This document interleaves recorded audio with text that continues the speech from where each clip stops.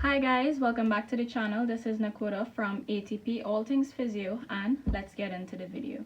So today we'll be doing calculating perpendicular distances as promised in the last video. There are different ways to calculate perpendicular distances.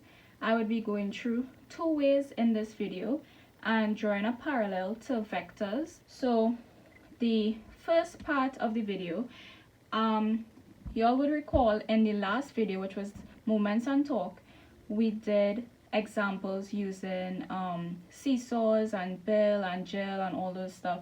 Now today we'll just break it down, and what I will do is I will go through the concept itself, and then afterwards we will actually do an example, right?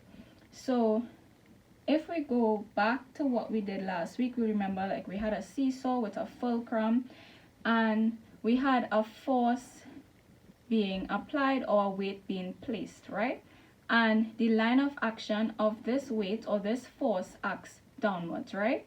So remember from the last video, what we did is we just drew a line going downwards from the fulcrum and we connected the two, and you could see it's perpendicular here, it's perpendicular here. So this was force and this was distance, and we know moments M is equal to force by perpendicular distance. Now sometimes they like to get a little spicy, so meaning instead of this being already perpendicular, as in the distance being perpendicular already, they would introduce an angle. So let's introduce an angle and see what happens. So we have the line, and well, we know it's normally supposed to go like this, like in the example for the seesaw, but the question says that the force acts at an angle of 30 degrees from the horizontal. So that would be around here, and the angle of 30 degrees would be there, right? So you'll have the force acting here. Now we know that weight acts downwards, so the force would still be acting downwards, the weight, whatever it is, would be acting downwards. So we could draw the line of action of the force. Now if you realize in this example, you could easily find the perpendicular distance, and it would be D here. Now as I did before, I continued the horizontal, so this would be the same as extending the fulcrum. So I extended it and I connected it with the line of action of the force, so that there is a perpendicular angle here, and so this distance is perpendicular. Let's do another example, right? Fulcrum and extend it 30 degrees. You have a force acting downward, and now the other way we can do it is we can extend the line of the fulcrum upwards and then connect it with the force. Now you're seeing that this angle here is also perpendicular. So now in this example, this would be a perpendicular distance, right? So you're seeing that these are basically the two ways that you could find it. Now what you need to do is understand how to go further, right? So let's introduce the normal distance, right? So if they give us the same thing and they said that this line or the distance of the force from the fulcrum is 0.3 meters, let's see how we label the diagram now. So you have it here, and now the force is at 0.3 meters from the fulcrum, right? So you see they didn't say lever arm, they didn't say moment arm, and you could see here that this distance is not perpendicular, right? So all we do now is the same thing we did here. We extend the fulcrum and we connect it to the line of action of the force. Same thing here again. If you do it the other way, 0.3 meters, it's your force here. Extend the line, connect it to the line of action of the force. Now this is relatively simple, right? Now remember, it have this way we could do it now, where you extend the fulcrum up, and then you connect it, right? Right, so these two are fairly simple, and once you understand this concept, you should be able to do most of the problems. Now you realize that we're forming triangles, right? So we have one triangle here and the next triangle here, right? So we can break it down. So if you bring the triangle here, you'll have the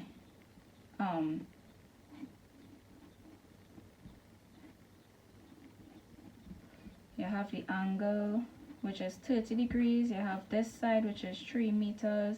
The force is at the top here, but we wouldn't include it for now.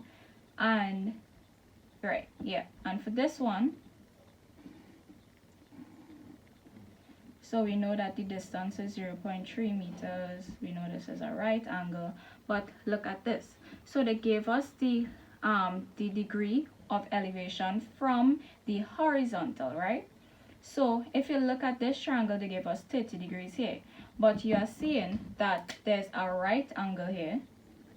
So to find this, the size of this angle, you'll need to minus 30 degrees from the 90 degrees.